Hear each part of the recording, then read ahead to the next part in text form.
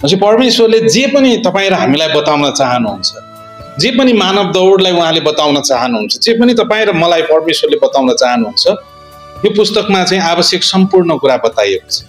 त्यही भएर यूहन्नाले भन्छन् यसमा घटाउन पनि हुँदैन। अनि उनले यहाँ चाहिँ घटायो भने के हुन्छ त्यसको नतिजा सहित बताइदिन्छन् आज। अनि यसमा हामीले थप्नु पनि नथप्नको निम्ति भनिएको छ, कारण किन यो पुरा छ।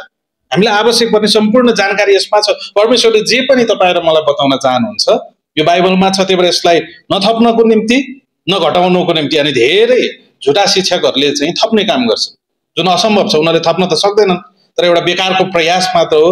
अनि यो 66 वटा पुस्तक पर्याप्त छैन, तर 67 68 होइन उनीहरू अरू नियमका पुस्तकहरू बनाएको हामी पाउन सक्छौँ। अनि उनीहरूको विषयमा बाइबलले के भन्दछ यहाँ चाहिँ स्पष्ट छ। यसमा बाइबलको विषय, कारण किन यो महत्त्वपूर्ण छ। होइन यसमा सम्झौता गरिनुहुन्न, यसमा घटाइनुहुन्न, यसमा बढाइनुहुन्न। परमेश्वरले जे जति कुरा पनि उहाँले भन्न चाहनु भएको छ, बताउन चाहनु भएको छ, प्रकट गर्न चाहनु भएको छ, त्यो चाहिँ पुरा न बाइबलमा भएको चाहिँ हामी पाउन सक्छौँ। त्यही भएर यो संसारको सबभन्दा उत्कृष्ट पुस्तक हो। यो चाहिँ परमेश्वरको पुस्तक हो। कसैले भनेका थिए कि यो मानव दौडको निम्ति परमेश्वरको प्रेमको सन्देश हो, नि हो पनि। सबभन्दा उत्कृष्ट पुस्तक हो, सबभन्दा धेरै भाषामा अनुवाद गरिएको पुस्तक। 1200 भन्दा बढी भाषामा चाहिँ यसको खण्ड अथवा पुरै बाइबललाई चाहिँ अनुवाद गरेको छ, जुन अरू कुनै पुस्तक त्यसरी अनुवाद गरिएको छैन। यो लगभग 4000 भन्दा बढी संस्करणहरू यो बाइबलको रहेको हामी पाउन सक्छौँ, जुन अरूको छैन, अरू कुनै पुस्तकको छैन। यो पुस्तक चाहिँ उत्कृष्ट रहेको हामी देख्न सक्छौँ। सबभन्दा धेरै छापिएको पुस्तक पनि यही बाइबल हो। कसैले चाहिँ भनौँ औसत हिसाब किताब, ठ्याक्कै त होइन, तर औसत हिसाब किताब गर्दाखेरि 7 देखि 8 अरबसम्म बाइबल आजसम्म छापिएको छ। त्यसको मतलब के हो? अहिले पृथ्वीको जनसङ्ख्या पनि लगभग 7-8 अरबै छ। त्यसको मतलब प्रत्येकको निम्ति एउटा बाइबल उपलब्ध छ, त्यो अरू कुनै पुस्तक छैन। भनेपछि प्रत्येक, त्यही भएर हामी उत्साह दिन्छौँ कि हरेक विश्वासीसँग चाहिँ आफ्नै व्यक्तिगत बाइबल होस्।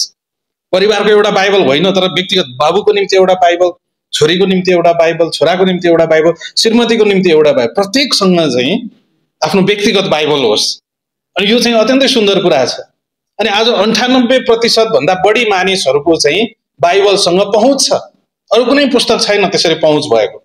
तर 98% लगभग 100% हामी भन्न सक्छौँ 100% मानिसको निम्ति चाहिँ बाइबल चाहिँ उपलब्ध छ, किताबको रूपमा उपलब्ध छ, यसरी पुस्तकको रूपमा। अनि अहिले त मोबाइलमा, इन्टरनेटमा जो लगभग 100% मानिसहरूको पहुँच चाहिँ बाइबलसँग छ। यो अरू कुनै पुस्तकहरू भन्दा चाहिँ उत्कृष्ट छ।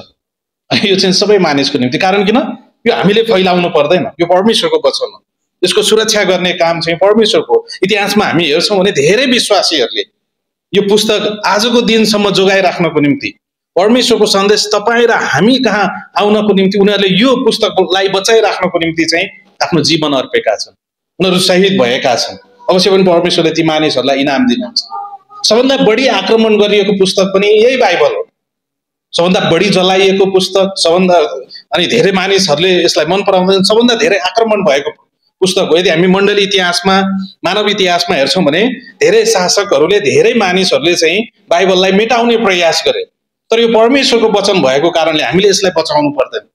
यो चाहिँ परमेश्वरको वचन हो, परमेश्वरले बचाउनुहुन्छ। हेर्नुहोस् त, यसलाई तहस नहस पार्ने प्रयास गरे तापनि सबभन्दा बढी भाषामा अनुवादित, 98% भन्दा बढी मानिसले आज उनीहरूको पहुँच छ। यदि उनीहरूले चाहे भने यसलाई खोज्न सक्छन्, पढ्न सक्छन्।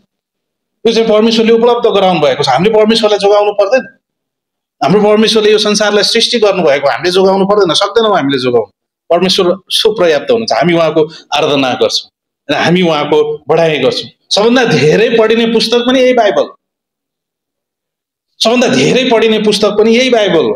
यो बाइबल जति अरू कसैले यो पुस्तकमा रहेर चाहिँ यो पुस्तकलाई पढ्ने जनसङ्ख्या चाहिँ अरू कुनै पुस्तकको छैन।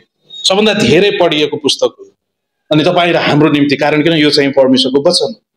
परमेश्वर को हुनुहुन्छ भनेर यही पुस्तकले बताउँदछ। यदि हामी साँचो परमेश्वरलाई चिन्न चाहन्छौँ भने बाइबलले बताउँदछ कि साँचो परमेश्वर को हुनुहुन्छ, उहाँ कस्तो हुनुहुन्छ। अनि मुक्तिको योजना, परमेश्वरको मुक्तिको योजना के हो, यही बाइबलले प्रकट गर्दछ। आज मानिसहरूलाई आवश्यक एउटा महत्त्वपूर्ण कुरा हो, त्यो हो मुक्ति, पाप क्षमा। अनि कसरी मानिसले पाप क्षमा पाउने, कसरी मानिसहरूले मुक्ति पाउने, को हो मुक्तिदाता? स्वर्ग र पृथ्वीमा अरू कुनै नाम दिएको छैन, मात्र येशू ख्रीष्ट, उहाँ चाहिँ मुक्तिदाता हुनुहुन्छ।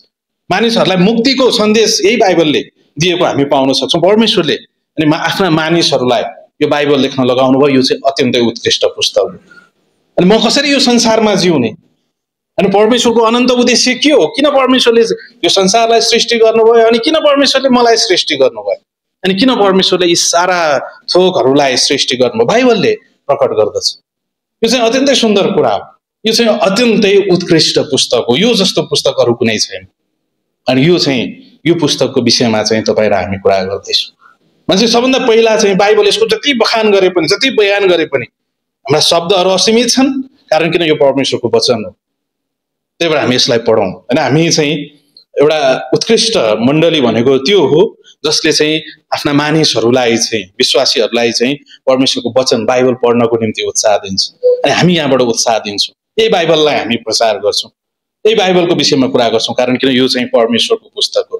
मानव जातिलाई परमेश्वरले के भन्न चाहनुहुन्छ, मानव जातिको निम्ति परमेश्वरको सन्देश के हो, मानव जातिलाई परमेश्वरले कति धेरै प्रेम गर्नुहुन्छ, अनि परमेश्वरको प्रेम पत्र हो। हेर्नुहोस् न, आज बाइबलको कारणले नै हामीलाई थाहा छ कि किनभने परमेश्वरले हामीलाई यस्तो प्रेम गर्नुभयो, अगाप्य प्रेमले प्रेम गर्नुभयो। यो चाहिँ अत्यन्तै सुन्दर कुरा हो। यो चाहिँ एउटा उत्कृष्ट पुस्तक